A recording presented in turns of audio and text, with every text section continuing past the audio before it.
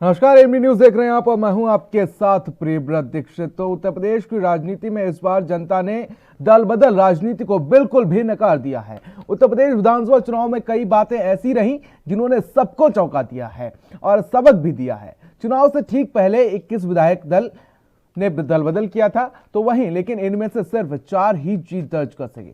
चुनाव से ठीक पहले दल बदल करने वाले ज्यादातर विधायकों का दांव खाली गया और ऐसे 80% जनप्रतिनिधि सियासी संग्राम में सफलता हासिल नहीं कर सके।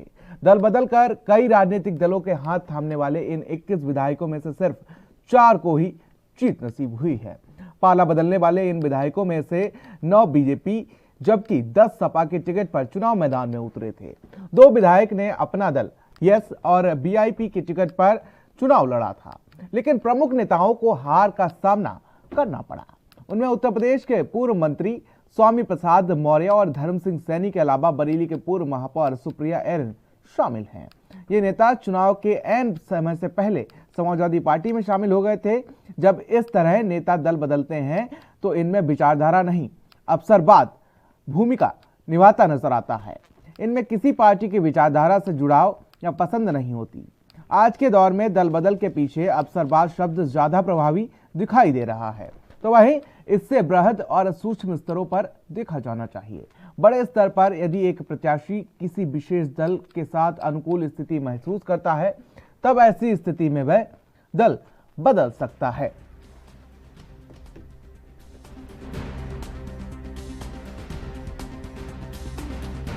तो उत्तर प्रदेश की राजनीति ने इस बार दल बदल नेताओं को साफ कर दिया है और सिर्फ 21 नेता जिन्होंने दल बदल करके 2022 विधानसभा चुनाव में बिगुल फूंका था, उनमें से सिर्फ 4 को ही सफलता हासिल हुई है। वफादार नेताओं को इस बार पार्टी के वफादार नेताओं को इस बार जनता ने सिर माथे बिठाया है, तो वहीं दल बदल कर राजनीति में शामिल हुए और राजनीति को कलंकित करने वाले नेताओं ने, अवसरवादी नेताओं को फिलहाल जनता ने साइडलाइन कर दिया है। तो इस बार अगर बात कर लें तो दारा सिंह चौहान बीजेपी से किनारा करके समाजवादी पार्टी का सहारा लिया था और उन्होंने जीत हासिल की है। तो वहीं मौसम वैज्ञानिक कहे जाने वाले स्वामी प्रसाद मौर्य को इस बार फाजिल नगर, कुशीनगर के फाजिल नगर सीट से हार का सामना करना पड़ा। तो वहीं मंत्री धर्म सिंह सैनी के साथ भी कुछ ऐसा ही हुआ और उन्हें भी हार का सामना करना पड़ा। 21 विधायक या मंत्री थे जिन्होंने इस बार इधर से उधर पाला किया था, लेकिन उन्हीं में से अगर बात की जाए तो सिर्फ 4 ऐसे नेता हैं जिन्होंने 2022 विधानसभा चुनाव के साथ साथ 2022 विधानसभा के लिए फिर से कदम बढ़ा दिया है।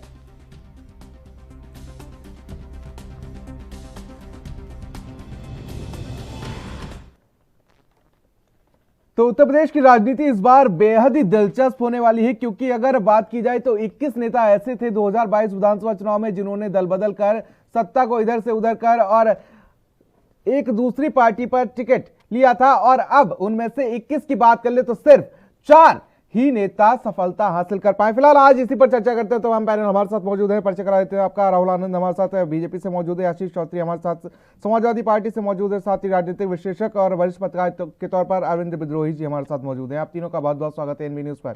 अरविंद जी, शुरुआत आपसे ही कर लेता हूँ कि आखिर जो राजनेता होते हैं उनके पेट में दर्द तभी क्यों होता है जब सत्ता की मलाई खा लेते हैं? क्या वो सत्ता की मलाई 5 साल खाने के बाद उसमें कुछ ऐसा हो जाता है, क्या वो मलाई खराब हो जाती है और फिर उन्हें ये सब याद आता है कि हमारा हनन हुआ है, संविधान खतरे में है, लोकतंत्र खतरे में है, चलो भैया पार्टी बदल लेते हैं, सब कुछ ठीक हो जाएगा?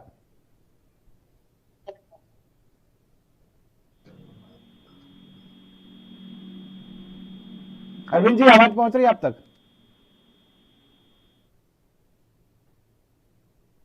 चलिए अरविंद जी, लौटेंगे आपके पास। पीसीआर से कहूंगा इनको जल्द से जल्द जोड़ने की कोशिश कीजिए। आशीष चौधरी जी, सेम सवाल आपसे।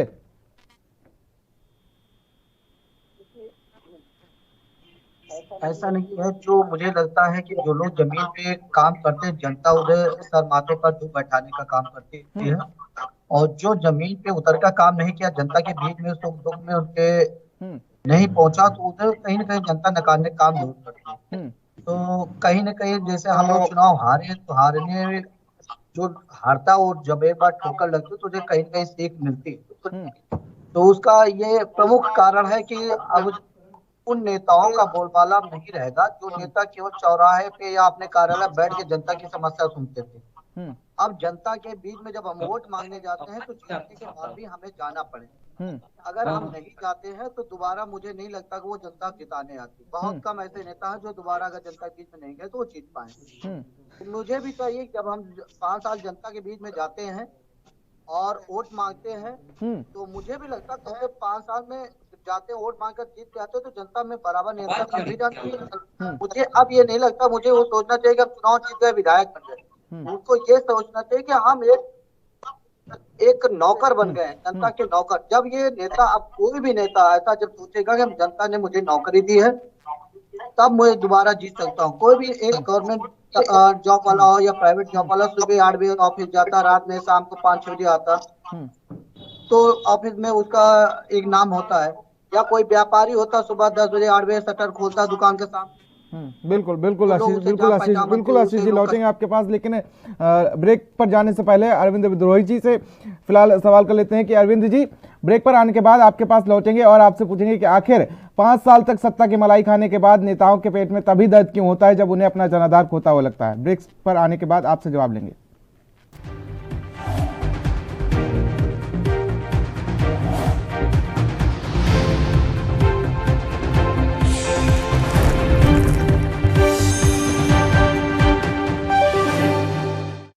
ਸਤਿ ਸ਼੍ਰੀ ਅਕਾਲ ਜੀ, ਮੈਂ ਤੁਹਾਡਾ ਆਪਣਾ ਭਗਵੰਤ ਮਾਨ। 16 ਮਾਰਚ 2022 ਦਿਨ ਬੁੱਧਵਾਰ ਨੂੰ ਸ਼ਹੀਦ ਆਜ਼ਮ ਭਗਤ ਸਿੰਘ ਦੇ ਜੱਦੀ ਪਿੰਡ ਖਟਕੜ ਕਲਾਂ ਵਿਖੇ ਪੰਜਾਬ ਦੇ ਮੁੱਖ ਮੰਤਰੀ ਦਾ ਸਹੁੰ ਚੁੱਕ ਸਮਾਗਮ ਹੋਊਗਾ। ਸਿਰਫ ਮੈਂ ਨਹੀਂ ਬਲਕਿ ਮੇਰੇ ਨਾਲ ਪੰਜਾਬ ਦੇ 3 ਕਰੋੜ ਲੋਕ ਉਹ ਵੀ ਮੁੱਖ ਮੰਤਰੀ ਦੀ ਸਹੁੰ ਚੁੱਕਣਗੇ। ਅਸੀਂ ਸਭ ਨੇ ਮਿਲ ਕੇ ਭਗਤ ਸਿੰਘ ਦੇ ਸੁਪਨਿਆਂ ਨੂੰ ਪੂਰਾ ਕਰਨਾ ਹੈ। ਇਹ 16 ਤਰੀਕ ਨੂੰ ਅਸੀਂ ਉਹਨਾਂ ਦੀ ਸੋਚ ਨੂੰ ਅਮਲੀ ਰੂਪ ਦੇਵਾਂਗੇ। ਮੈਂ ਇਕੱਲਾ ਮੁੱਖ ਮੰਤਰੀ ਨਹੀਂ ਬਣਿਆ, ਤੁਸੀਂ ਸਾਰੇ ਪੰਜਾਬ ਦੇ ਲੋਕ ਮੇਰੇ ਨਾਲ ਮੁੱਖ ਮੰਤਰੀ ਬਣੇ ਹੋ। ਇਹ ਸਰਕਾਰ ਤੁਹਾਡੀ ਸਭ ਦੀ ਸਰਕਾਰ ਹੋਊਗੀ, ਤੁਹਾਡੀ ਆਪਣੀ ਸਰਕਾਰ ਹੋਊਗੀ। ਇਸ ਕਰਕੇ ਮੈਂ ਬੇਨਤੀ ਕਰਦਾ ਕਿ ਆਪਣੇ ਇਸ ਬੇਟੇ, ਆਪਣੇ ਭਰਾ ਦਾ ਹੌਸਲਾ ਵਧਾਉਣ ਲਈ 16 ਤਰੀਕ ਨੂੰ ਬੁੱਧਵਾਰ ਨੂੰ ਸਵੇਰੇ 10 ਵਜੇ ਖਟਕੜ ਕਲਾਂ ਜ਼ਰੂਰ ਆਉਣਾ। ਤੇ ਹਾਂ, ਉਸ ਦਿਨ ਮੇਰੇ ਵੀਰ ਦੋਸਤ ਉਹ ਸਿਰ ਤੇ ਬਸੰਤੀ ਰੰਗ ਦੀ ਪੱਗ ਬੰਨਣਾ ਤੇ ਭੈਣਾਂ ਸਿਰ ਤੇ ਬਸੰਤੀ ਰੰਗ ਦਾ ਦੁਪੱਟਾ ਚੁੰਨੀ ਲੈ ਕੇ ਆਉਣਾ ਨਾ ਭੁੱਲਣਾ। ਖਟਕੜ ਕਲਾਂ ਨੂੰ ਉਸ ਦਿਨ ਆਪਾਂ ਬਸੰਤੀ ਰੰਗ ਦੇ ਵਿੱਚ ਰੰਗ ਦਿਆਂਗੇ। ਮੈਂ ਤੁਹਾਡਾ ਸਾਰਿਆਂ ਦਾ ਬੇਸਬਰੀ ਨਾਲ ਇੰਤਜ਼ਾਰ ਕਰਾਂਗਾ। ਇਨਕਲਾਬ ਜ਼ਿੰਦਾਬਾਦ।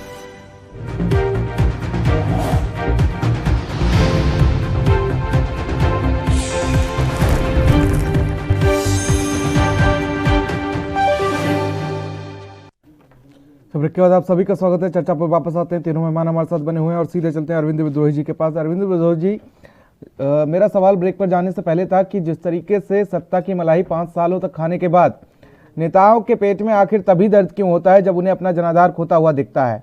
ये सवाल मैंने अभी आशीष चौधरी जी से भी किया था और यही सवाल आपसे कि आखिर 5 साल तक आपने तो खूब मलाई काट ली, लेकिन जब लगता है कि हमारा जनाधार खोता हुआ नजर आता है और जनाधार खोने के साथ साथ लगता है कि हमारी कुर्सी जो है वो कहीं ना कहीं खतरे में है, अगली सरकार आई या हमारी सरकार ना आई तो उससे पहले मौसम वैज्ञानिक बन के मौसम भांप लो कि यहाँ किसका तापमान बनता हुआ, किसका तापमान हाई है, किसका लो है, तो उससे पहले ही अपने आप को वहां सेट कर लो।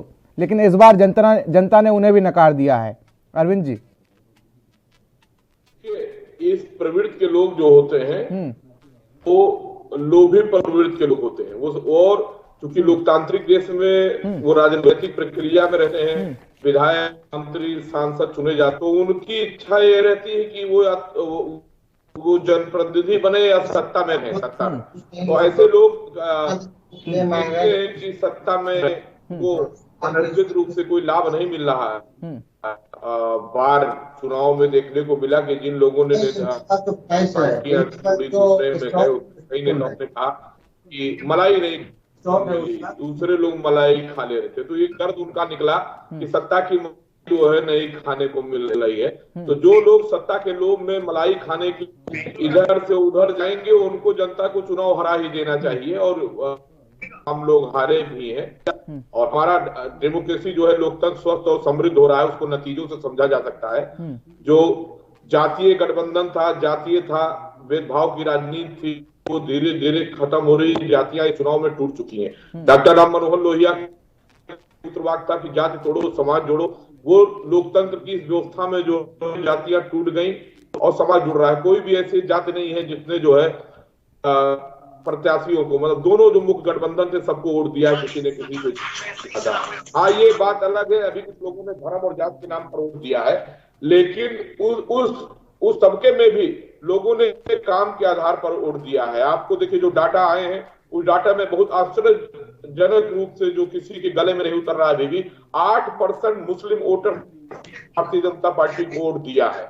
और वो वोट इसलिए दिया है कि कोविड-19 के संकट काल में सरकारों ने जो काम किया, वैक्सीन लगाया, उनको शौचालय मिला, उनको घर मिला, तो जो जाति और धर्म की दीवारें तोड़ करके जो कार्य संस्कृति पर, गवर्नेंस पर वोट पड़ना शुरू हुआ है, वो धीरे धीरे और आगे जाकर के बढ़िया होगा। लोगों को रेगुलर अपने क्षेत्र में रहना पड़ेगा, पॉलिटिकल पार्टीज को भी सोचना पड़ेगा कि हम अपने पॉलिटिकल वर्कर को आगे बढ़ावे, टिकट दे, ना कि किसी दूसरे दल से आए हुए या जातीय आधार पर राजनीति करने वाले लोगों को हम ऐन मौके पर टिकट दे दें। दरअसल तमाम पॉलिटिकल पार्टीज ने अपने पॉलिटिकल वर्कर को बंधुआ मजदूर समझ लिया है, क्योंकि राजनीतिक कार्यकर्ता अपनी चुप्पी नहीं तोड़ पा रहे हैं। डॉक्टर राम मनोहर लोहिया ने स्पष्ट रूप से कहा था कि वंशानुगत राजनीति, नेपोटिज्म भारत की लोकतंत्र की और राजनीति के लिए बहुत खतरनाक है, लेकिन तमाम दल जो है अभी भी परिवारवाद चल रहे हैं।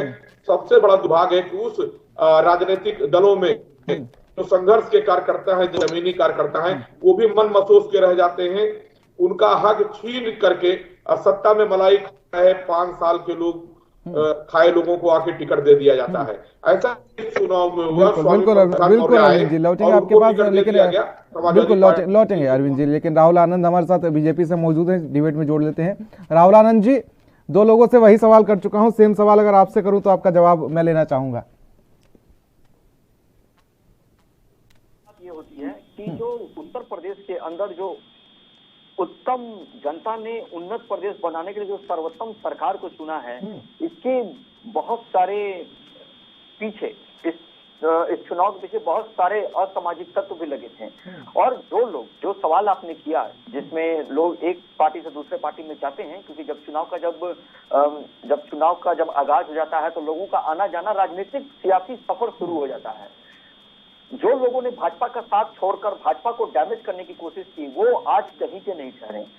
दूसरी बात यह है कि अब जनता समझ चुकी है कि जात की नहीं जमात की राजनीति करना है। और जो लोग ये कहते थे कि भारतीय जनता पार्टी लोगों को दबाती है, कार्य नहीं करने देती है और अपनी डिक्टेटरशिप चलाती है, तो उनको भी ये मुंहतोड़ जवाब जरूर मिला है कि भारतीय जनता पार्टी ने हर वर्ग के लोगों को जोड़ा, हर वर्ग के लोगों को उन्नत प्रदेश बनाने में जो सहयोग हो सकता था वो किया। हर जाति के लोगों को जो अंतिम पायदान पे खड़े हैं उनके तक को जो सरकार द्वारा चलाई जा रही जितनी भी योजनाएं हैं उसका लाभ जो 1 to 1 मिला, जो दिखा, उसी का ये परिणाम है कि लोगों ने आज भारतीय जनता पार्टी को चुनकर भेजा।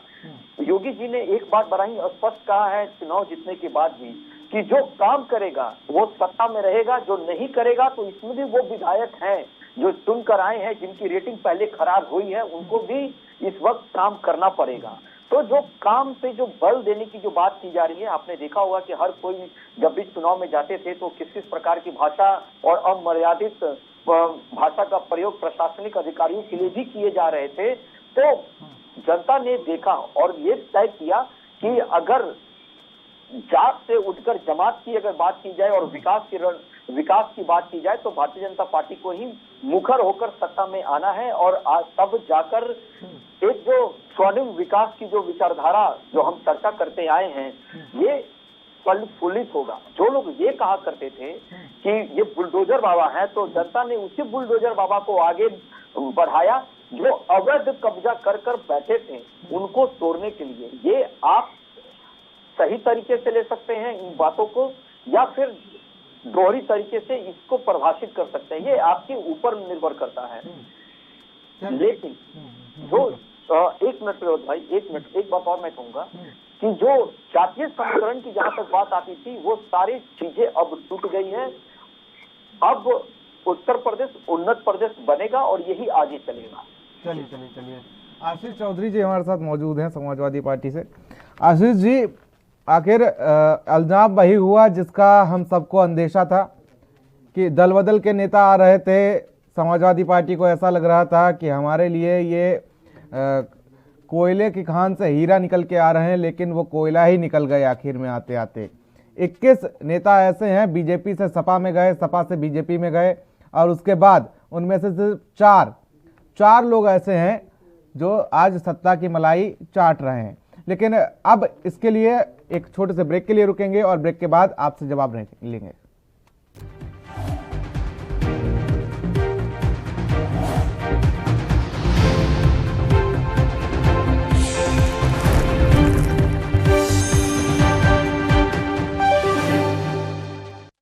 ਸਤਿ ਸ਼੍ਰੀ ਅਕਾਲ ਜੀ, ਮੈਂ ਤੁਹਾਡਾ ਆਪਣਾ ਭਗਵੰਤ ਮਾਨ।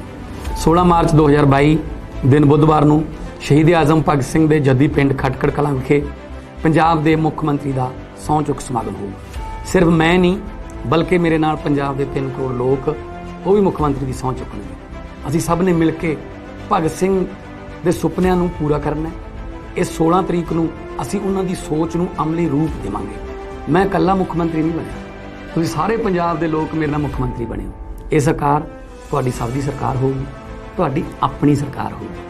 ਇਸ ਕਰਕੇ ਮੈਂ ਬੇਨਤੀ ਕਰਦਾ ਕਿ ਆਪਣੇ ਇਸ ਬੇਟੇ, ਆਪਣੇ ਭਰਾ ਦਾ ਹੌਸਲਾ ਵਧਾਉਣ ਲਈ 16 ਤਰੀਕ ਨੂੰ ਬੁੱਧਵਾਰ ਨੂੰ ਸਵੇਰੇ 10 ਵਜੇ ਖਟਕੜ ਕਲਾਂ ਜ਼ਰੂਰ ਆਉਣਾ।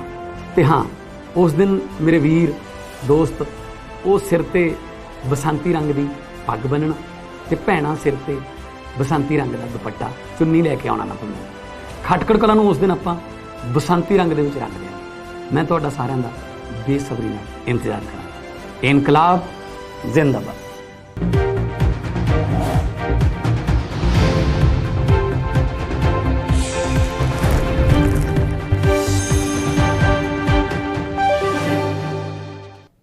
ब्रेक के बाद चर्चा वापस आते हैं। तीनों मेहमान हमारे साथ बने हुए हैं।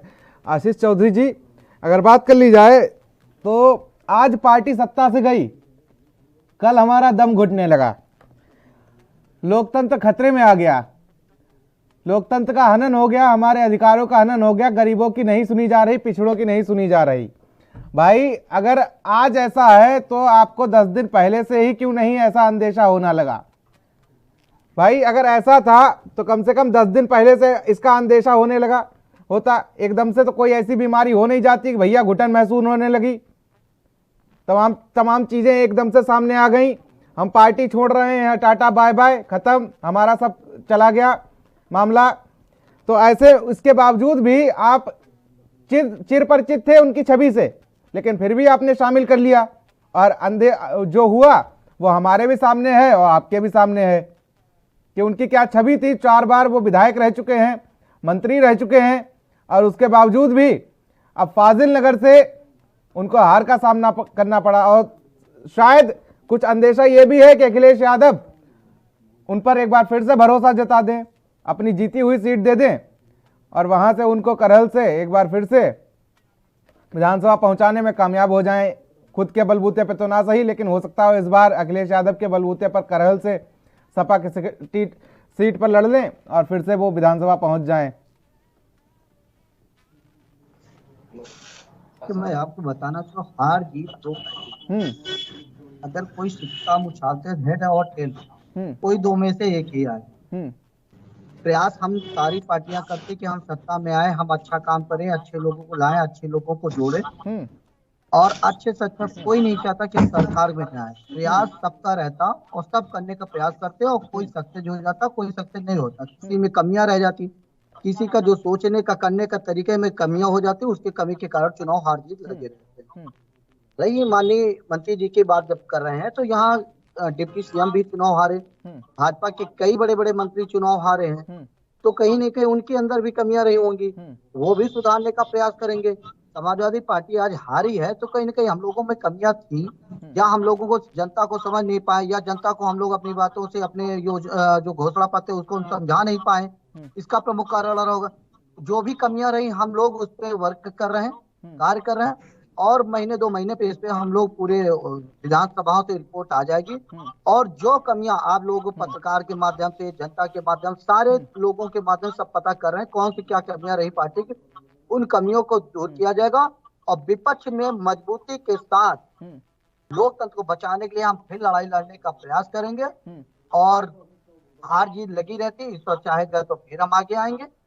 बिल्कुल, अगर हार जीत के दो लगेगा पहलू कि हम है, विपक्ष में ही कोई हारता है कोई जीतता है और संघर्ष वही करता है जो मैदान में खड़ा रहता है और जीत भी उसी की होती है कभी ना कभी जो मैदान में खड़ा रहता है और अपने आप को स्थिर साबित कर देता है। लेकिन ऐसे दलबदलू नेताओं से फिलहाल बच के रहना चाहिए, चाहे पार्टी बीजेपी हो या समाजवादी पार्टी हो। अपने आप को स्थिर रखने के लिए कुछ चीजें हैं जिन पर बंदिशें लगानी पड़ेंगी, क्योंकि मैंने ऐसे कई नेताओं को देखा है कि जब पार्टी चेंज करते हैं तो पहले तो उनके पेट में दर्द होता है, लेकिन उससे पहले 8-8, 9-9, 10-10 घंटे मैंने पार्टी कार्यालय के बाहर निर्जला व्रत रखकर माननीयों का इंतजार करते हुए देखा है।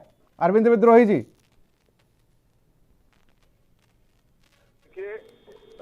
सबसे पहले बात तो एक स्पष्ट कर दूं कि हमारा लोकतंत्र कहीं खतरे में नहीं है, ना कोई लोकतंत्र को खतरे में सकता है। लोकतंत्र हमारा बहुत ही मजबूत है, दृढ़ है। जब इंदिरा गांधी काल लगा करके लोकतंत्र को खतरे में नहीं डाल पाई, जनता हो गई जयप्रकाश नारायण के नेतृत्व में लोहिया के विचारों पर, तो ये अगर कोई हर चुनाव में हार के बाद है, 19 में भी बोला गया, फिर अभी बोला गया लोकतंत्र खतरे में है, आखिरी चुनाव है, तो ये सब केवल महज अफसादी है, अनर्गल बयान है। लोकतंत्र खतरे में नहीं है। लोकतंत्र की मजबूती लोकतांत्रिक मूल्य होते हैं और राजनीतिक कार्यकर्ता होते हैं खून पसीने से अपना समय दे करके जनता के बीच में अपने राजनीतिक दलों को मजबूत करते हैं। राजनीतिक दल वही चुनाव जीतता है जो अपने सैद्धांतिक दृढ़ता पर रहता है, राजनीतिक कार्यकर्ताओं पर भरोसा करता है। हाँ, चुनाव जीतने के लिए थोड़े बहुत जो है अवसर का लाभ उठाया जाता है, बड़े दूसरे दलों के नेताओं को शामिल किया जाता है, लेकिन उनको अपने राजनीतिक कार्यकर्ताओं पर थोपा नहीं जाता है। ये एक सामंजस्य बनाने की बात होती है और जो नेतृत्व हम देख रहे हैं लगातार, जो अभी सपा गठबंधन है उसके नेता है माननीय मुलायम सिंह यादव की राजनीति के बाद, उनके नेतृत्व के बाद नित नए प्रयोग, जिस कांग्रेस ने मुलायम सिंह यादव सहित तमाम समाजवादियों को कष्ट दिया, चाहे वो मुलायम सिंह यादव हो, चाहे जॉर्ज फर्नांडिस हो, राजनारायण जी हो, सभी लोग कांग्रेस को दिया, उस कांग्रेस से इन्होंने दोस्ताना कर लिया। 17 के चुनाव में नतीजा 40 सीट। उसके बाद भारतीय जनता पार्टी की योगी सरकार के खिलाफ एक जनमानस जो बताया गया कि जनमानस तैयार है, असंतोष है, उस और राजनीतिक कार्यकर्ताओं ने मेहनत किया। समाजवादी पार्टी के चुनाव के कुछ दिन पहले भारतीय जनता पार्टी में पूरे 5 साल की मलाई खाने के बाद, सत्ता सुख भोगने के बाद वो लोग आते हैं और सपा के कार्यकर्ताओं को पीछे ढकेल दिया जाता है, उनके लोगों को टिकट दे दिया जाता है। वहीं से समाजवादी पार्टी की हार सुनिश्चित हो गई थी। मैं लगातार कह रहा हूं,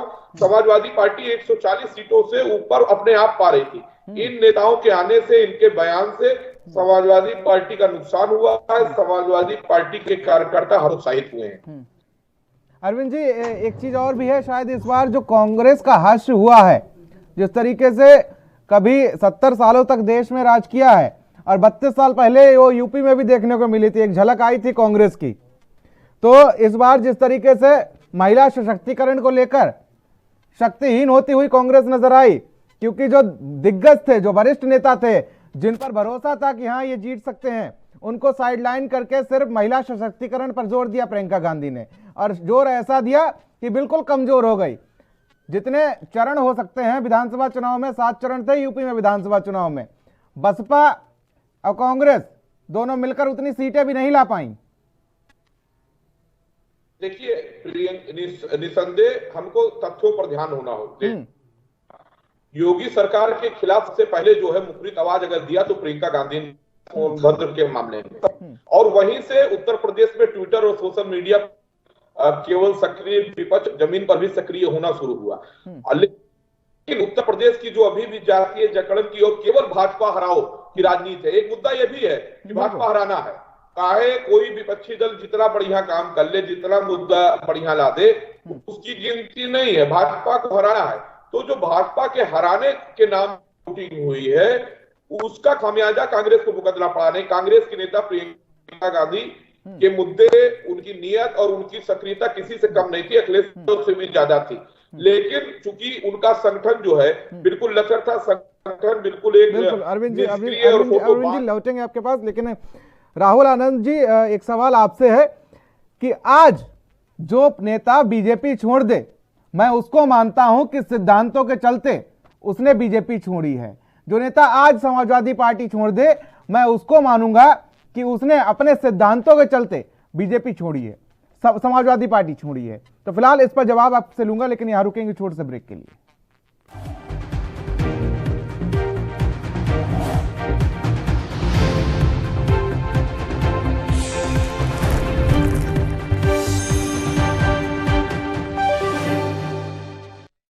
ਸਤਿ ਸ਼੍ਰੀ ਅਕਾਲ ਜੀ, ਮੈਂ ਤੁਹਾਡਾ ਆਪਣਾ ਭਗਵੰਤ ਮਾਨ। 16 ਮਾਰਚ 2022 ਦਿਨ ਬੁੱਧਵਾਰ ਨੂੰ ਸ਼ਹੀਦ ਆਜ਼ਮ ਭਗਤ ਸਿੰਘ ਦੇ ਜੱਦੀ ਪਿੰਡ ਖਟਕੜ ਕਲਾਂ ਵਿਖੇ ਪੰਜਾਬ ਦੇ ਮੁੱਖ ਮੰਤਰੀ ਦਾ ਸਹੁੰ ਚੁੱਕ ਸਮਾਗਮ ਹੋਊਗਾ। ਸਿਰਫ ਮੈਂ ਨਹੀਂ ਬਲਕਿ ਮੇਰੇ ਨਾਲ ਪੰਜਾਬ ਦੇ 3 ਕਰੋੜ ਲੋਕ ਉਹ ਵੀ ਮੁੱਖ ਮੰਤਰੀ ਦੀ ਸਹੁੰ ਚੁੱਕਣਗੇ। ਅਸੀਂ ਸਭ ਨੇ ਮਿਲ ਕੇ ਭਗਤ ਸਿੰਘ ਦੇ ਸੁਪਨਿਆਂ ਨੂੰ ਪੂਰਾ ਕਰਨਾ ਹੈ। ਇਸ 16 ਤਰੀਕ ਨੂੰ ਅਸੀਂ ਉਹਨਾਂ ਦੀ ਸੋਚ ਨੂੰ ਅਮਲੀ ਰੂਪ ਦੇਵਾਂਗੇ। ਮੈਂ ਇਕੱਲਾ ਮੁੱਖ ਮੰਤਰੀ ਨਹੀਂ ਬਣਿਆ, ਤੁਸੀਂ ਸਾਰੇ ਪੰਜਾਬ ਦੇ ਲੋਕ ਮੇਰੇ ਨਾਲ ਮੁੱਖ ਮੰਤਰੀ ਬਣੇ ਹੋ। ਇਹ ਸਰਕਾਰ ਤੁਹਾਡੀ ਸਭ ਦੀ ਸਰਕਾਰ ਹੋਊਗੀ, ਤੁਹਾਡੀ ਆਪਣੀ ਸਰਕਾਰ ਹੋਊਗੀ। ਇਸ ਕਰਕੇ ਮੈਂ ਬੇਨਤੀ ਕਰਦਾ ਕਿ ਆਪਣੇ ਇਸ ਬੇਟੇ, ਆਪਣੇ ਭਰਾ ਦਾ ਹੌਸਲਾ ਵਧਾਉਣ ਲਈ 16 ਤਰੀਕ ਨੂੰ ਬੁੱਧਵਾਰ ਨੂੰ ਸਵੇਰੇ 10 ਵਜੇ ਖਟਕੜ ਕਲਾਂ ਜ਼ਰੂਰ ਆਉਣਾ। ਤੇ ਹਾਂ, ਉਸ ਦਿਨ ਮੇਰੇ ਵੀਰ ਦੋਸਤ ਉਹ ਸਿਰ ਤੇ ਬਸੰਤੀ ਰੰਗ ਦੀ ਪੱਗ ਬੰਨਣਾ ਤੇ ਭੈਣਾਂ ਸਿਰ ਤੇ ਬਸੰਤੀ ਰੰਗ ਦਾ ਦੁਪੱਟਾ ਚੁੰਨੀ ਲੈ ਕੇ ਆਉਣਾ ਨਾ ਭੁੱਲਣਾ। ਖਟਕੜ ਕਲਾਂ ਨੂੰ ਉਸ ਦਿਨ ਆਪਾਂ ਬਸੰਤੀ ਰੰਗ ਦੇ ਵਿੱਚ ਰੰਗ ਦਿਆਂਗੇ। ਮੈਂ ਤੁਹਾਡਾ ਸਾਰਿਆਂ ਦਾ ਬੇਸਬਰੀ ਨਾਲ ਇੰਤਜ਼ਾਰ ਕਰਾਂਗਾ। ਇਨਕਲਾਬ ਜ਼ਿੰਦਾਬਾਦ।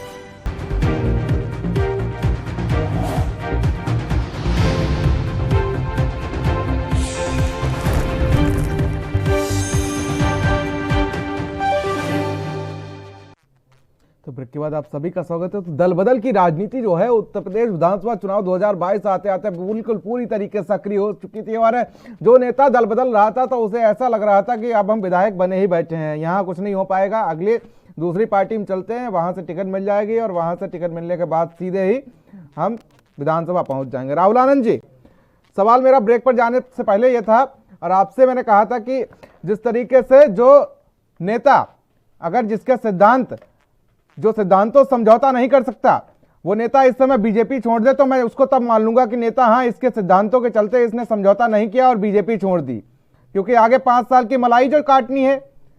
जो नेता कहता है कि हम समाजवादी पार्टी छोड़ देंगे, हमारे सिद्धांत इससे मैच नहीं खाते, क्योंकि अगर स्वामी प्रसाद मौर्य के इतिहास उठा के बात कर लें, इतिहास के पन्नों को पलट कर देख लें, तो उन्होंने बसपा से भी इसीलिए इस्तीफा दिया था कि यहाँ दलितों और पिछड़ों की सुनवाई नहीं हो रही है। और अभी जब बीजेपी से, जब आपकी पार्टी से इस्तीफा दिया था, तब भी उनके सिद्धांतों को लेकर अगर बात कर ली जाए तो उनके सिद्धांत मैच नहीं हुए आपके पार्टी से 5 साल मलाई काटने के बाद। देखिए, शुरुआती चर्चा में जब हम आपस में जब चर्चा कर रहे थे इन विषयों पे, तो मैंने एक बात कही थी कि राजनीतिक का जो पैमाना है वो अब बदल गया है। अब जनता जागरूक हो चुकी है और जनता के सामने जात नहीं, अब जमात और विकास की चर्चा होती है। जब सारे दल के लोग भारतीय जनता पार्टी को एक खेमे में रख के हराने का प्रयत्न कर रहे थे, अपने स्वार्थ सिद्धि की बात कर रहे थे, और उस वक्त ये जरूर नजर आ रहा था कि हम आंकड़ों पे बात कर रहे थे। चाहे भ्रष्टाचार के आरोप पे अगर घेरे तो पूरे चुनाव को अगर आप देखेंगे तो पूरे चुनाव में खुद अखिलेश यादव जी ने भी भारतीय जनता पार्टी पे कोई भ्रष्टाचार के आरोप नहीं लगा पाए। और जो लोग भारतीय जनता पार्टी को छोड़कर गए, देखिए एक मंच होता है, पार्टी एक मंच होती है जिसके ऊपर सभी लोग आकर प्रदर्शन करते हैं और जनता के बीच में अपनी अपनी विचारधारा को लेकर जाते हैं। अगर आप स्वामी प्रसाद मौर्य जी की ही बात कर ले, मैं ये नहीं कहता कि दिग्गज नहीं आ रहे हैं, भारतीय जनता पार्टी के भी दिग्गज आ रहे हैं, लेकिन इस हार की समीक्षा होनी चाहिए कि वो किस लिए हारे, कहां कमी रह गई। भले सत्ता भारतीय जनता पार्टी के हाथ में आई, लेकिन समीक्षा जरूर होनी चाहिए। समीक्षा बैठक भारतीय जनता पार्टी हर वक्त करती है अपने कार्यकर्ताओं के साथ बैठकर।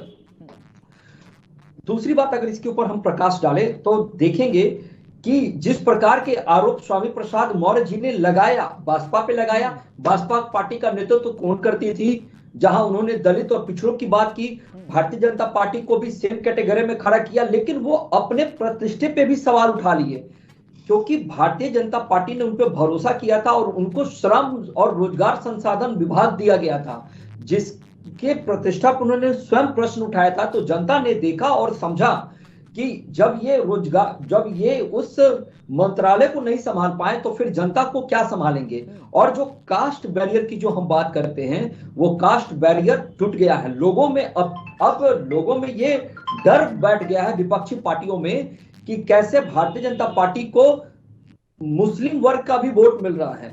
पहले जो सांप्रदायिक पार्टी की छवि बनाने का प्रयास करते थे, और आज खुद उस वर्ग का वोट से भारतीय जनता पार्टी आगे बढ़ रही है।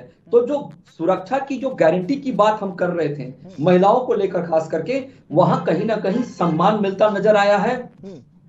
और जो स्वार्थ सिद्धि की बात कर रहे थे, उनको करारी हार का सामना करना पड़ा है।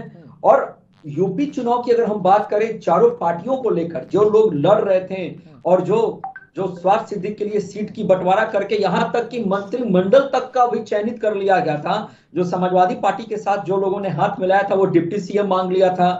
तो जो मैसेज फ्लैश हुआ था लोकतंत्र के चौथे स्तंभ के द्वारा, वो कहीं ना कहीं कारगर साबित हुई। और ये समझ में आया जनता को कि कौन कामदार है, कौन नामदार है। चलिए लौटेंगे आपके पास। आशीष चौधरी साहब, आज की इस डिबेट में अपने आप को थोड़ा सा असहज महसूस कर रहे हैं, ऐसा लग रहा है इनएक्टिव हैं।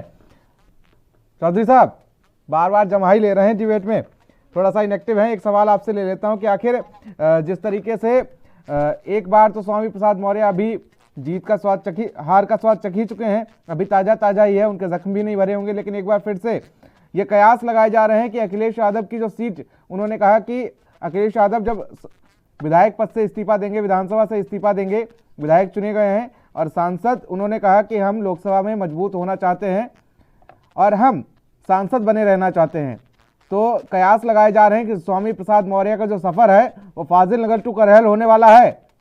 तो क्या जनता उन पर भरोसा जता पाएगी कि जिस तरीके से वो दल बदल राजनीति के लिए फेमस है, और उसके बावजूद अब फिर से क्या करहल की जनता आपकी छवि धूमिल नहीं हो पाएगी होगी इससे कि आप ऐसे प्रत्याशी को टिकट दे रहे हो जो दल बदल करता है और फिर फाजिल नगर से भी चुनाव हार जाता है, और अब जब जबरदस्ती विधानसभा में भेजना है तो कोई ना कोई उपाय करके आप वहां से करहल से टिकट दे रहे हो। पहले तो आप ये शीर्ष नेतृत्व किसको टिकट देते किसको नहीं देते, ये पार्टी का अपना बैठक होगी, बैठ के चर्चा होगी, किसी को लड़ाना किसी को नहीं लड़ाना, यहाँ चुनाव लड़ाना है कि लड़ना है क्या है, उन पर मैं चर्चा करना चाह रहा था कि जिस तरीके से एक प्रत्याशी जो है वो अपनी जहां पर क्षेत्र है उसका, जहां पर तमाम उसकी चीजें हैं, जहां पर तमाम बैकग्राउंड है, कुशीनगर में वो कई बार पडरौना से 2 बार लड़ चुके हैं और अब फाजिल नगर से चुनाव लड़े, फाजिल नगर से हार गए। लेकिन क्या फाजिल नगर से उनका चुनाव हारने की मेन वजह है कि उन्होंने दल बदल की राजनीति की, पहले सपा फिर बसपा और फिर बीजेपी और फिर सपा, क्या यही वजह है? और अब आप उन पर एक बार फिर से भरोसा जता रहे हैं और अखिलेश यादव अपनी सीट देने तक को तैयार हैं?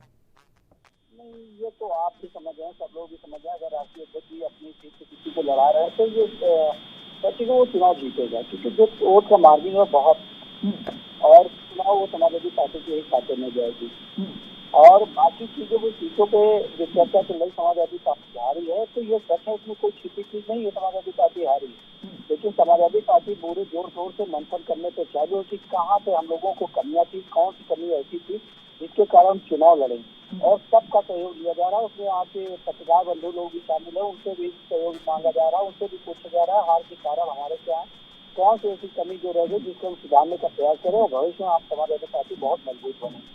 और तब तक के लिए हम लोग समाजवादी पार्टी जो 125 विधायक है, ये विपक्ष बैठकर मजबूती से उत्तर प्रदेश की जनता के कंधे से कंधा मिलाकर चलने का प्रयास करेंगे, चाहे बिजली की हो, चाहे पानी की हो, चाहे रोड की हो, चाहे सड़क के हो, चाहे आज सुरक्षा का, इन मुद्दों पे हम लोग विपक्ष से हमेशा आज बातचीत करते रहेंगे, लड़ाई अपनी बात पक्ष रखते रहेंगे। कहीं भी हमें लगेगा विपक्ष जाति का राय गलत हो रहा है तो इस मुद्दों पे हम लोग अपनी बात रखेंगे, क्योंकि आपको भी पता है कि विपक्ष में मजबूत होना बहुत जरूरी होता है। विपक्ष नहीं होगा तो कोई भी सरकार होगी वो मनमानी तरीके से करने का प्रयास नहीं करेगी। उत्तर प्रदेश में समाजवादी पार्टी हमेशा जनता की लड़ाई लड़ने का प्रयास किया, और कहीं अगर कमी रह गई उसको सुधारेंगे, और उत्तर प्रदेश जिस विपक्ष में रहकर हम जनता की लड़ाई लड़ने का प्रयास करेंगे और जनता की लड़ाई लड़ेंगे।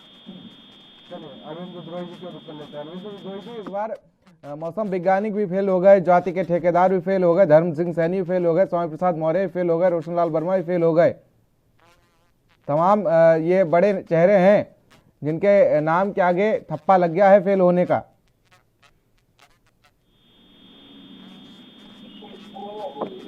क्षेत्रीय जनता ने जहां से इनको जनप्रति उन्होंने ही नकार दिया, बाकी पूरी उत्तर प्रदेश की जनता या समाज कभी भी जो है स्वामी प्रसाद मौर्य कोई प्रदेश के नेता नहीं थे। वो पहले लोकदल के नेता थे, उसके बाद वो बसपा के नेता थे। बस ये एक दावा भी इनका है कि मैं जिसमें रहता हूँ मुख्यमंत्री बनाता हूँ, इससे बड़ा झूठ और नहीं हो सकता कोई। मायावती जी मुख्यमंत्री थे, उसके बाद इन्होंने सपा ज्वाइन किया और अखिलेश यादव जो 2012 में मुख्यमंत्री बने थे तो ये बसपा में थे।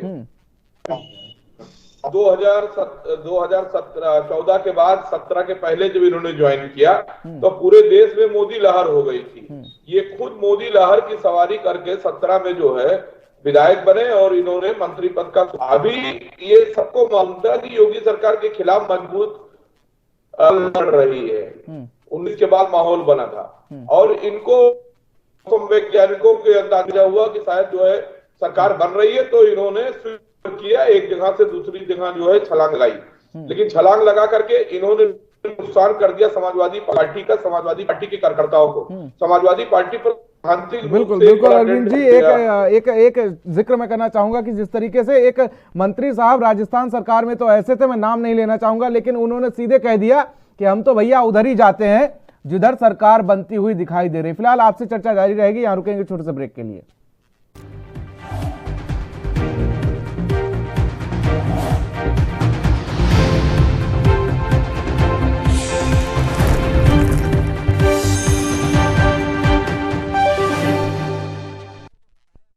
सत श्री अकाल जी, मैं ਤੁਹਾਡਾ ਆਪਣਾ ਭਗਵੰਤ ਮਾਨ। 16 ਮਾਰਚ 2022 ਦਿਨ ਬੁੱਧਵਾਰ ਨੂੰ ਸ਼ਹੀਦ ਆਜ਼ਮ ਭਗਤ ਸਿੰਘ ਦੇ ਜੱਦੀ ਪਿੰਡ ਖਟਕੜ ਕਲਾਂ ਵਿਖੇ ਪੰਜਾਬ ਦੇ ਮੁੱਖ ਮੰਤਰੀ ਦਾ ਸਹੁੰ ਚੁੱਕ ਸਮਾਗਮ ਹੋਊਗਾ।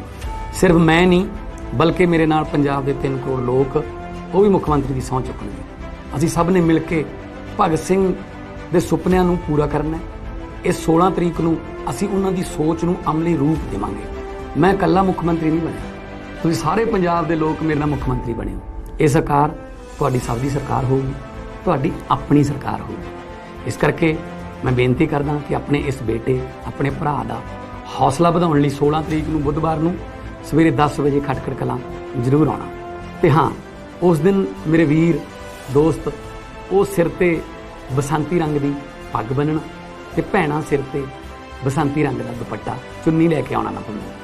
ਖਟਕੜ ਕਲਾਂ ਨੂੰ ਉਸ ਦਿਨ ਆਪਾਂ ਬਸੰਤੀ ਰੰਗ ਦੇ ਵਿੱਚ ਰੰਗ ਦਿਆਂਗੇ। ਮੈਂ ਤੁਹਾਡਾ ਸਾਰਿਆਂ ਦਾ ਬੇਸਬਰੀ ਨਾਲ ਇੰਤਜ਼ਾਰ ਕਰਾਂਗਾ। ਇਨਕਲਾਬ ਜ਼ਿੰਦਾਬਾਦ।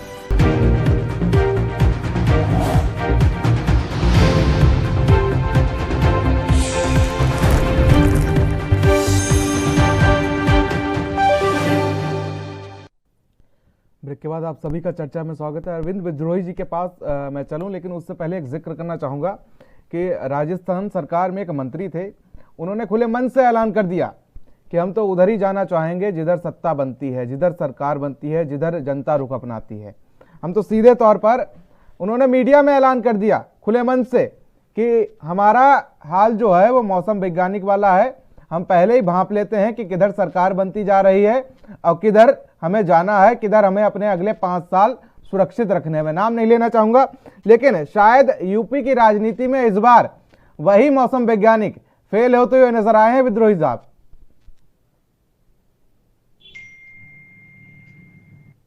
हेलो जी, विद्रोही साहब जी, हेलो जी अरविंद जी, आवाज पहुंच रही है? हेलो जी,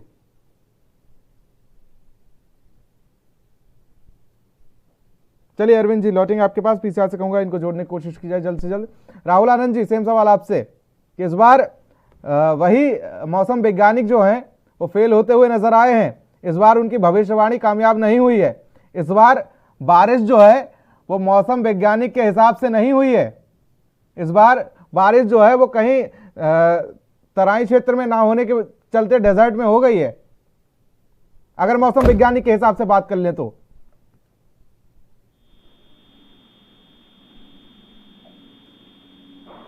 मुझसे पूछ रहे हैं?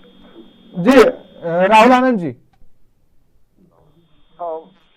देखिए, राजनीतिक में कयासों का दौर चलता रहता है और जब कोई किसी भी पार्टी का दामन थामता है वो ये सोचकर करता है कि हमें उनके विकास के एजेंडे को आगे बढ़ाना है, उनकी विचारधारा के साथ जुड़ना है।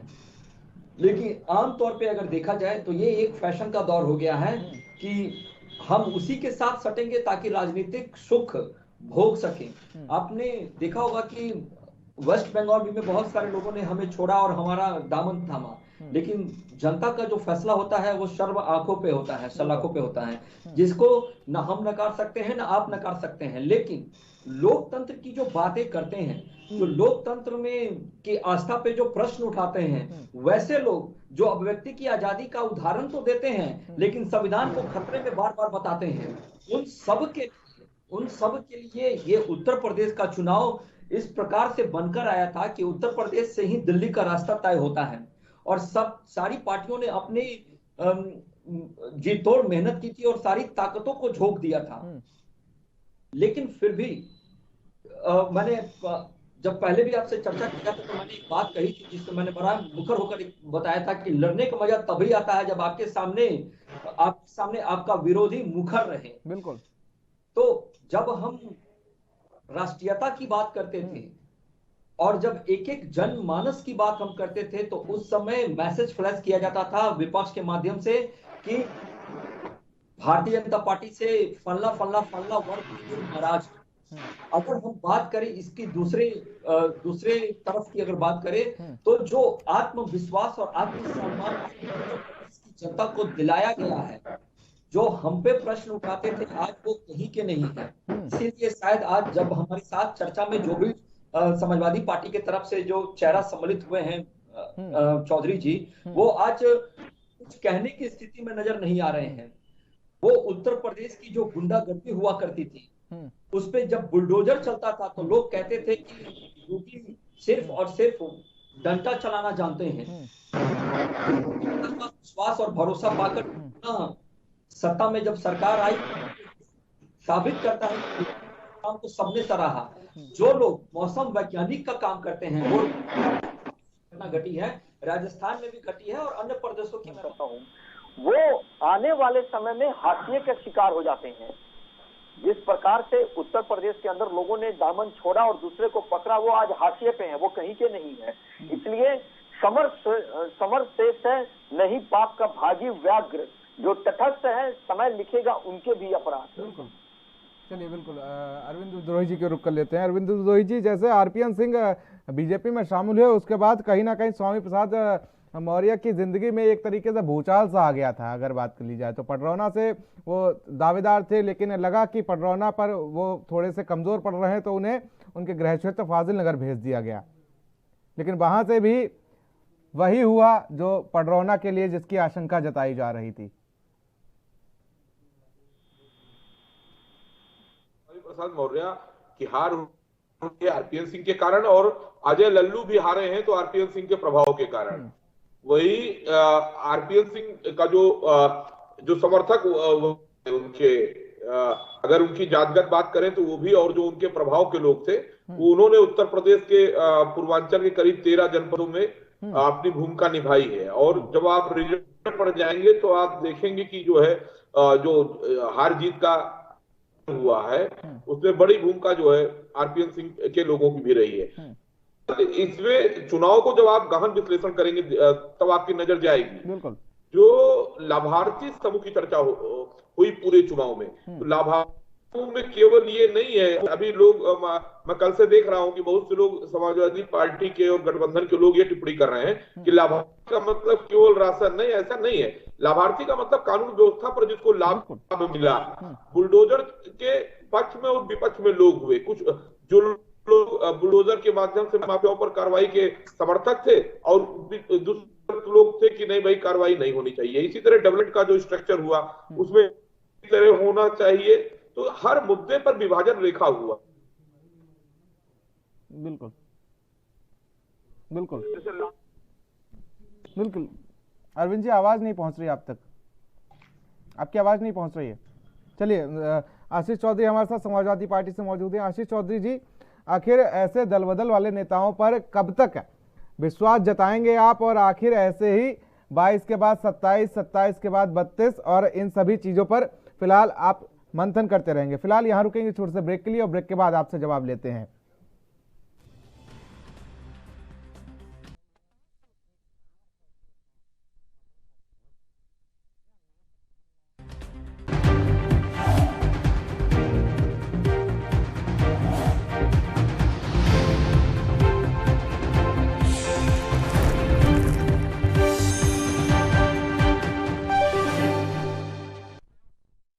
ਸਤਿ ਸ਼੍ਰੀ ਅਕਾਲ ਜੀ, ਮੈਂ ਤੁਹਾਡਾ ਆਪਣਾ ਭਗਵੰਤ ਮਾਨ। 16 ਮਾਰਚ 2022 ਦਿਨ ਬੁੱਧਵਾਰ ਨੂੰ ਸ਼ਹੀਦ ਆਜ਼ਮ ਭਗਤ ਸਿੰਘ ਦੇ ਜੱਦੀ ਪਿੰਡ ਖਟਕੜ ਕਲਾਂ ਵਿਖੇ ਪੰਜਾਬ ਦੇ ਮੁੱਖ ਮੰਤਰੀ ਦਾ ਸਹੁੰ ਚੁੱਕ ਸਮਾਗਮ ਹੋਊਗਾ। ਸਿਰਫ ਮੈਂ ਨਹੀਂ ਬਲਕਿ ਮੇਰੇ ਨਾਲ ਪੰਜਾਬ ਦੇ 3 ਕਰੋੜ ਲੋਕ ਉਹ ਵੀ ਮੁੱਖ ਮੰਤਰੀ ਦੀ ਸਹੁੰ ਚੁੱਕਣਗੇ। ਅਸੀਂ ਸਭ ਨੇ ਮਿਲ ਕੇ ਭਗਤ ਸਿੰਘ ਦੇ ਸੁਪਨਿਆਂ ਨੂੰ ਪੂਰਾ ਕਰਨਾ ਹੈ। ਇਸ 16 ਤਰੀਕ ਨੂੰ ਅਸੀਂ ਉਹਨਾਂ ਦੀ ਸੋਚ ਨੂੰ ਅਮਲੀ ਰੂਪ ਦੇਵਾਂਗੇ।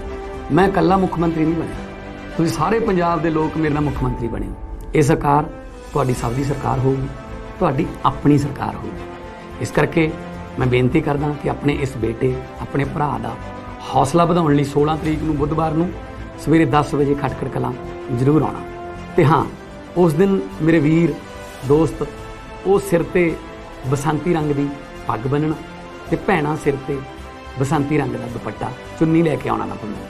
ਖਟਕੜ ਕਲਾਂ ਨੂੰ ਉਸ ਦਿਨ ਆਪਾਂ बसंती रंग रंग देना। मैं तुहाडा सारिਆਂ ਦਾ बेसब्री ਨਾਲ इंतजार करा। इनकलाब जिंदाबाद।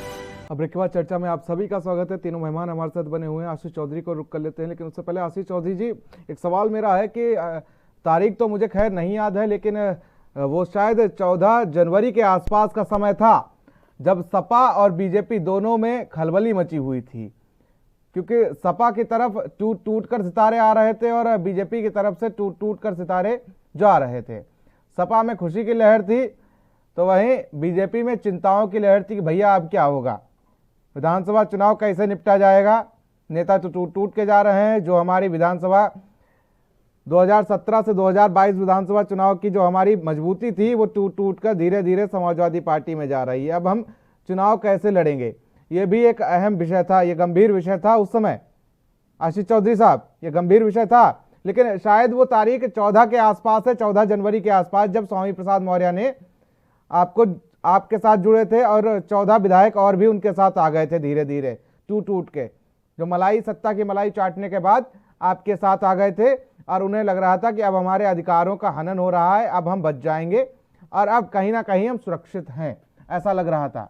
लेकिन हुआ अंजाम वही कि आखिर 10 मार्च आते आते जो आपको अंदेशा था या जो बीजेपी को अंदेशा था, दोनों के उलट ही काम हुआ। आपके तो उलट काम हुआ ही हुआ। किसको? चौधरी साहब, चुनाव आते तो आने जाने का तो कुछ न कुछ सिलसिला चला था। अच्छा, और कहीं नहीं कहीं भी पार्टी हो जिसको हम ले रहे हैं, हो सकता है हम फायदा सोच के ले रहे हैं, हो सकता है उससे नुकसान भी हो सकता है। तो फायदे और नुकसान कहीं न कहीं हम लोगों के सोचने में कहीं न कहीं विफल हो जाते हैं या समझने में विफल हो जाते हैं, तो कहीं न कहीं वो हमारा नुकसान हो जाता है और कहीं कहीं ये फायदा कर जाता है। अगर हम जीत जाते हैं तो सबकी नजर में प्रेस, पत्रकार और सब लोगों की नजर हटाते हुए नजर होता है कि समाजवादी पार्टी ने बहुत अच्छे निर्णय लिए थे। जब हार गए तो उसके बाद ये हुआ कि इनका जो निर्णय थे वो बहुत गलत। तो कहीं न कहीं हमें इन सब चीजों से तो ठीक है, अलग बात है, कहीं न कहीं हम लोगों की चिंता के जो हम लोगों से थोड़ी दूर जाते हैं, उन दूरियों को हमें समाप्त करना। पहला मेरा हम लोगों का यही कारण है कि हम लोगों की जनता में दूरियां थी या जो हमारे घोषणा पत्र थे, जिन चीजों में हमारी जनता देश की दूरियां, क्योंकि जो वोट जो करते हैं वो जनता ही करता है। कोई भी नेता लड़ने जाए, किसी भी दल का जाए, इधर से उधर जाए, करेगी जनता ही है। तो हमें हमारी पार्टी के लोगों को, हमारे कार्यकर्ताओं को जमीन से ही उतर के जनता के बीच में रहना है और जनता के बीच में उनके बराबर शामिल होना है, शरीक होना है और उनकी छोटी मोटी जो भी समस्याएं हैं उनसे समस्याओं को निराकरण कराने का प्रयास करना। ये हम लोगों की बात प्राथमिकता रही है। आपको तो इस पर मंथन करना ही चाहिए, क्योंकि 27 में अगर कड़ी चक्कर देना है तो इस पर मंथन करना पड़ेगा, और साथ इस पर मंथन भी करना पड़ेगा कि जो टूट कर हमारे साथ आए हैं उनको लेने से हमारा फायदा ही और नफा नुकसान सब कुछ देखना पड़ेगा। विद्रोही साहब, रुक करूंगा आपकी ओर। और इस समय अगर बात कर ली जाए तो मायावती सबसे ज्यादा एक्टिव हैं जो हारे हुए नेताओं में से हैं, क्योंकि एक सीट वो उसको नहीं मानता कि मैं वो बीएसपी की वजह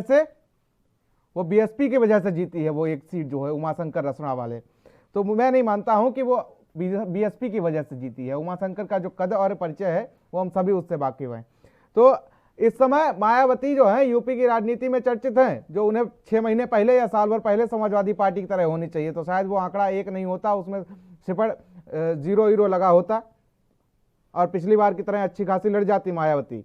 आजकल तो ऐसा हो रहा है कि ले भैया मोबाइल उठा लाओ और 2-4 ट्वीट मेरे नाम से ठोक दो। मेरे हिसाब से मेरी आईडी खोल लो जरा ट्विटर वाली, और उससे 2-4 ट्वीट खोल दो, और उससे हम भी राजनीति में परिचय में चर्चा में आ जाएं। हमारे बारे में भी लोग सोचे कि हम मायावती भी 4 बार मुख्यमंत्री रह चुकी हैं, कहाँ बैठी हैं। अब जरा ट्वीट से हम यूपी की राजनीति को चैलेंज करते हैं, मीडिया को चैलेंज कर देते हैं कि इन्होंने हमारे खिलाफ कुछ नहीं, इन्होंने हमारे खिलाफ दिखाया और बीजेपी को ही सब दिखाया। तो इस बार मायावती भी काफी अहम चर्चाओं में है, और चर्चाओं में तब है जब हम देख रहे थे कि जब पहले चरण की वोटिंग होने वाली थी उससे 4 दिन पहले वो आगरा में जनसभा कर रही थी, गाजियाबाद में जनसभा कर रही थी, उससे पहले सोती रही। और अब जब चुनाव निपट गया तो उन्होंने कह दिया कि हमारा टीवी चैनल पे कोई भी हमारा पैनलिस्ट नहीं बैठेगा, हम अब मीडिया को बाइकआउट करेंगे, ये करेंगे वो करेंगे। भाई जब मौका था तब तो आप शांति से बैठी रही, ना आपने चुनाव लड़ा, ना सतीश चंद्र मिश्रा जी हैं महासचिव बसपा के, उन्होंने ना चुनाव लड़ा, और प्रत्याशियों को आपने ऐसे उतार दिया कि जिन पर भगवान भरोसे आपने पूरा चुनाव लड़ डाला।